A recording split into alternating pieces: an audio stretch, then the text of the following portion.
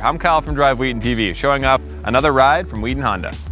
It's a 2017 Infiniti Q50 3.0t Sport.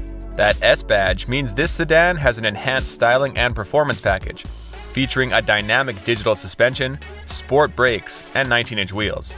Plus, there are tons of different drive modes you can select, and it has intelligent all-wheel drive.